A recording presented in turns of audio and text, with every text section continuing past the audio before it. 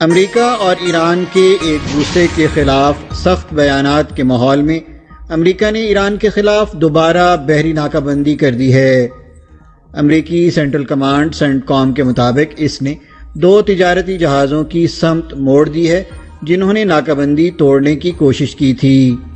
Washington Tehran پر فوجی دباؤ بھی بڑھا رہا ہے۔ سینٹ کام نے بدھ کے روز کہا کہ فوج نے ایران کے خلاف حملوں کا ایک نیا سلسلہ شروع کیا ہے۔ امریکی افواج مسلسل 5 دنوں سے حملے کر رہی ہیں۔ صدر ڈونلڈ ٹرمپ دھمکی دیتے رہے ہیں کہ اگر تہران نے مذاکرات دوبارہ شروع نہ کیے تو ایرانی پاور پلانٹس اور پلوں کو نشانہ بنایا جائے گا۔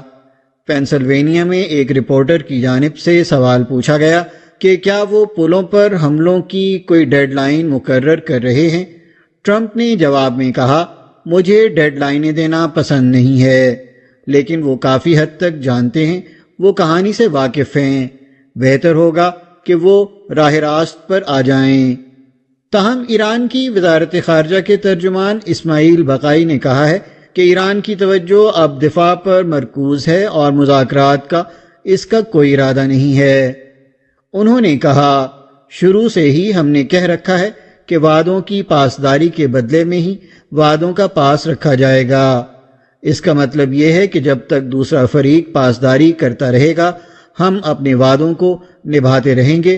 دوسرے فریق نے اپنے وعدوں کی خلاف ورزی کی ہے اور ہم نے بھی جہاں ضروری ہوا اپنے وعدوں کو پورا کرنے سے گریز کیا ہے۔ پاکستانی وزارت خارجہ کے ترجمان طاہر اندرابی نے باقاعدہ پریس کانفرنس میں کہا کہ گزشتہ ہفتے کے دوران کشیدگی میں اضافے کے بعد پاکستان نے ایک بار پھر تمام فریقوں پر زور دیا ہے کہ وہ زیادہ سے زیادہ تحمل کا مظاہرہ کریں اور ایسے اقدامات سے گریز کریں جو علاقائی امن و استحکام کو نقصان پہنچا سکتے ہیں۔ انہوں نے کہا کہ پاکستان کا ہمیشہ سے موقف رہا ہے کہ پائیدار امن، استحکام اور ترقی کے مشترکہ اہداف کے حصول کے لیے مسلسل رابطے، مذاکرات اور سفارت کاری کا کوئی متبادل نہیں ہے۔ ترجمان نے کہا کہ اسلام آباد مفاہمتی یادداشت کے نفاذ کو اس وقت چیلنجز کا سامنا ہے۔ پاکستان تمام متعلقہ فریقوں سے اپیل کرتا ہے کہ وہ اسلام آباد مفاہمتی یادداشت اور 20 جون کو سوئٹزرلینڈ میں ہونے والے مذاکرات کے بعد امریکہ اور ایران کی جانب سے جاری مشترکہ بیان کے مطابق تشدد کا سلسلہ بند کریں اور تکنیکی سطح کے مذاکرات دوبارہ شروع کریں۔ 11 جولائی سے امریکی فوج مسلسل 5 روز سے ایران کے خلاف فوجی کارروائیاں جاری رکھے ہوئے ہے۔ امریکہ کی جانب سے ایرانی سرزمین کی خلاف ورزی کے جواب میں ایران مسلسل کئی روز سے مشرق وسطی میں موجود امریکی فوجی اڈوں کو نشانہ بنا رہا ہے۔ بحرین، اردن اور کویت سمیت مختلف ممالک میں امریکی فوجی تنصیبات حملوں کی زد میں آ چکی ہیں۔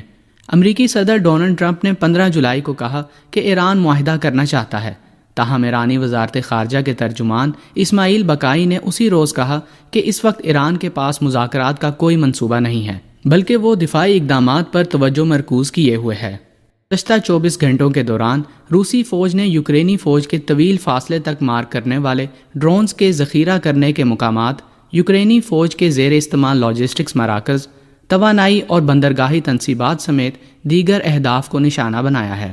روسی فضائی دفاعی دستوں نے یوکرینی فوج کے 8 گائیڈڈ فضائی بموں اور 558 ڈرونز کو روکنے کا دعویٰ کیا ہے۔ اس کے علاوہ روسی بحیرہ اسود کے بیڑے نے یوکرینی فوج کی 4 بغیر پائلٹ کشتیوں کو بھی تباہ کر دیا ہے۔ یوکرین کی مسلح افواج کے جنرل اسٹاف نے 15 جولائی کو جاری بیان میں کہا کہ اسی دن دوپہر تک محاذ پر مجموعی طور پر 73 جھڑپیں ہوئیں۔ چین کی وزارت تجارت کے ترجمان ہیا ڈونگ نے معمول کی پریس کانفرنس میں ہیلیم گیس کی برآمد پر چین کی جانب سے عائد عارضی پابندی کے حوالے سے بتایا کہ چین ہیلیم گیس کا ایک بڑا درآمد کنندہ ہے۔ انہوں نے کہا کہ ملکی طلب کو پورا کرنے اور سپلائی کے تحفظ کو یقینی بنانے کے لیے چین نے ہیلیم گیس کی برآمد پر عارضی پابندی عائد کرنے کا فیصلہ کیا ہے۔ یہ اقدام چین کے غیر ملکی تجارت کے قانون کی متعلقہ دفعات اور عالمی تجارتی تنظیم کے ضوابط سے مطابقت رکھتا ہے۔ ترجمان نے کہا کہ مستقبل میں چین ہیلیم گیس کی ملکی اور بین الاقوامی طلب اور رسد کی صورتحال کو مد نظر رکھتے ہوئے اپنے برآمدی انتظامات میں بروقت ایڈجسٹمنٹ کرتا رہے گا۔ ایک امریکی دواساز کمپنی کا کہنا ہے کہ اس نے درمیانے مرحلے کے کلینیکل ٹرائلز میں الزائمر کی بیماری کے علاج کے لیے ایک نئی دوا کی افادیت کی تصدیق کی ہے۔ یہ مانا جاتا ہے کہ الزائمر کے شکار افراد کے دماغ میں 2 قسم کے پروٹین پائے جاتے ہیں جنہیں ایمیلائڈ بیٹا اور ٹاؤ کہتے ہیں۔ باور کیا جاتا ہے کہ ان پروٹینز کا بیماری سے تعلق ہے۔ ایمیلائڈ بیٹا کو ہدف بنانے والی ایک دوا 3 سال قبل جاپان میں منظور کی گئی تھی۔ دنیا بھر کے محققین ایک ایسی دوا تیار کرنے کی دوڑ میں ہیں جو ٹاؤ کو ہدف بنائے۔ امریکی فرم بایوجین نے امریکہ، جاپان اور دیگر جگہوں پر تقریباً 400 افراد پر کیے جانے والے اپنے درمیانی مرحلے کے کلینیکل ٹرائلز کے نتائج کا اعلان کیا ہے۔ مذکورہ افراد کو 4 گروپس میں تقسیم کیا گیا جنہیں مختلف مقداروں اور مختلف وقفوں پر دوا دی گئی۔ کسی بھی شدید ضمنی اثر کی اطلاع نہیں ملی اور جن 3 گروپوں کو یہ دوا دی گئی انہوں نے اس گروپ کے مقابلے میں ٹاؤ پروٹین کی کمی ظاہر کی جنہیں دوا نہیں دی گئی تھی۔ ان ٹرائل سے یہ بھی ظاہر ہوا کہ ذہنی صلاحیتوں میں کمی جیسی علامات کے بڑھنے میں 9 سے 26% تک کمی واقع ہوئی ہے۔ کمپنی اب اس نئی دوا کے عملی استعمال کے مقصد سے آخری مرحلے کے ٹرائلز شروع کرے گی۔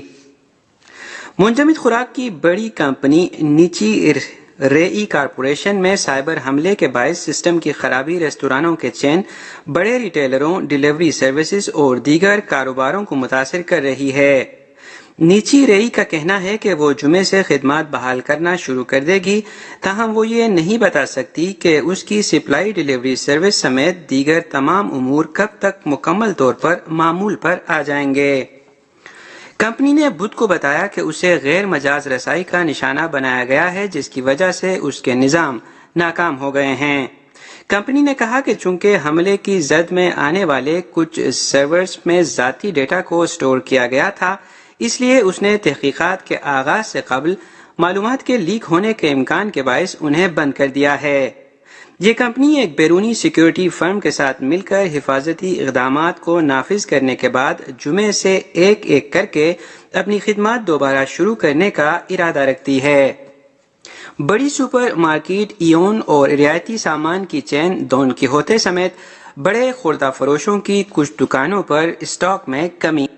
رواں سال کے پہلے 6 مہینوں میں جاپان آنے والے غیر ملکی سیاحوں کی تعداد میں پچھلے سال کے اسی عرصے کے مقابلے میں 2% کمی آئی ہے۔ یہ کمی 5 سال میں پہلی بار ہوئی ہے۔ جاپان نیشنل ٹورزم آرگنائزیشن کے مطابق اس کے ابتدائی اعداد و شمار سے معلوم ہوا ہے کہ سال کی پہلی 6 ماہی میں تقریباً 21.08 ملین افراد نے جاپان کا دورہ کیا۔ یہ اعداد و شمار 2021 میں کرونا وائرس کی عالمی وبا کے دوران کمی کے بعد مذکورہ عرصے میں پہلی بار کمی ظاہر کرتے ہیں۔ خراب تر ہوتے باہمی تعلقات کے سبب چین سے آنے والے سیاحوں کی تعداد میں 56.4% کمی آئی۔ مشرق وسطی کی صورتحال کے باعث خام تیل کی قیمتوں میں اضافے جیسے عوامل کی وجہ سے فضائی کمپنیوں کی پروازوں کا کم ہو جانا بھی کمی کی ایک اور بڑی وجہ رہی۔ سیاحتی تنظیم کا یہ بھی کہنا ہے کہ جون کے لیے غیر ملکی سیاحوں کی تعداد کا ابتدائی اندازہ تقریباً 3.15 ملین ہے، جو پچھلے سال کے اسی مہینے کے مقابلے میں 6.8% کم ہے۔ یہ جنوری 2022 کے بعد سب سے بڑی کمی ہے۔ جون کے مہینے میں چین سے آنے والے مسافروں کی تعداد 50% سے زیادہ کم رہی۔ ہانگ کانگ اور بھارت سے آنے والے مسافروں کی تعداد میں 20% سے زیادہ کا اضافہ ہوا، لیکن یہ اضافہ چین اور دیگر ممالک سے آنے والوں کی کمی کو پورا کرنے کے لیے کافی نہیں تھا۔ فزیالوجی یا میڈیسن میں نوبل انعام حاصل کرنے والے پہلے جاپانی تونےگاوا سوسومو 11 جولائی کو 86 سال کی عمر میں انتقال کر گئے ہیں۔ میساچوسیٹس انسٹی ٹیوٹ آف ٹیکنالوجی MIT نے یہ اعلان بدھ کو کیا۔ تونےگاوا نے وہاں پروفیسر کی حیثیت سے خدمات سر انجام دی ہیں۔ تونےگاوا سوسومو نے 1987 میں اس بات سے پردہ اٹھا کر نوبل انعام جیتا کہ جسم کس طرح اینٹی باڈیز تیار کرتا ہے جو ایک مدافعتی عمل ہے۔ تونیگاوا وسطی جاپان میں آئیچی پریفیکچر کے شہر ناگویا میں پیدا ہوئے۔ انہوں نے کیوتو یونیورسٹی سے گریجویشن کیا اور سوئٹزرلینڈ کے باسل انسٹیٹیوٹ فار امیونالوجی میں تعلیم حاصل کی۔ مالیکیولر بائیولوجسٹ تونیگاوا نے جینیاتی سطح پر مدافعتی نظام کے طریقہ کار کا کھوج لگانے پر کام کیا۔ انہوں نے اینٹی باڈی تنوع کی دیرینہ گتھی کو سلجھا کر نمایاں توجہ حاصل کی۔ انہوں نے دریافت کیا کہ مدافعتی نظام وائرس، بیکٹیریا اور دیگر پیتھوجنز کے خلاف اینٹی باڈیز کی وسیع اقسام پیدا کرتا ہے۔ نوبل انعام جیتنے کے بعد تونیگاوا MIT میں دماغی افعال کا کھوج لگانے لگے۔ اپنی موت سے قبل کے سالوں میں وہ یادداشت کے طریقہ کار جیسے موضوعات پر تحقیق میں مصروف تھے۔